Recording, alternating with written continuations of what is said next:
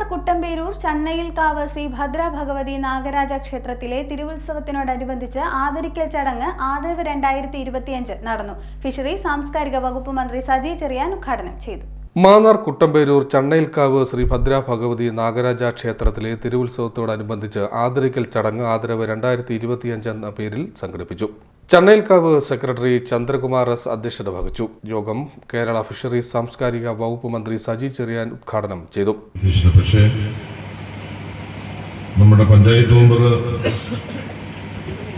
എന്നെ ക്ഷണിക്കാമെന്ന്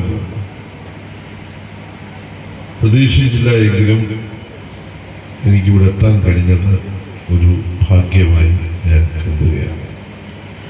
ക്ഷണിച്ചതിന് ആദ്യം തന്നെ നന്ദി അറിയിക്കാം.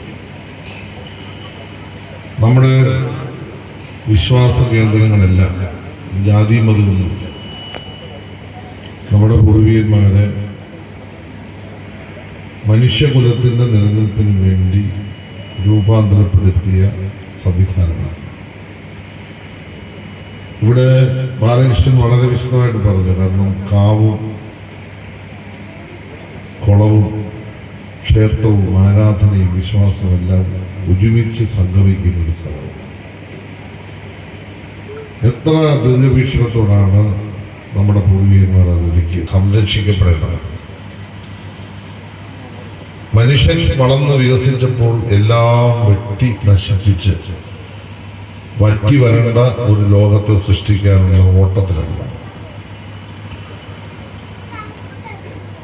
ആ കാവിനോട് ചേർന്നാണ് ഒരു ക്ഷേത്രക്കുളം. ക്ഷേത്രക്കുളം എന്ന് പറയുമ്പോൾ കുളം ക്ഷേത്രാവശ്യങ്ങൾക്ക് മാത്രമല്ല ആ കുളം ഉപയോഗിക്കുന്നത്. അതിന്റെ പരിസരത്തുള്ള എല്ലാ വീടുകളിലേക്കുമുള്ള ജലം, നമുക്ക് ജീവിക്കാൻ കഴിയുന്ന ശുദ്ധജലം സംഭരിക്കുന്ന കേന്ദ്രമാണ്. ദൗർഭാഗ്യവശാൽ നമ്മുടെ കുളങ്ങളെല്ലാം അന്യാധീനപ്പെട്ടുപോയി.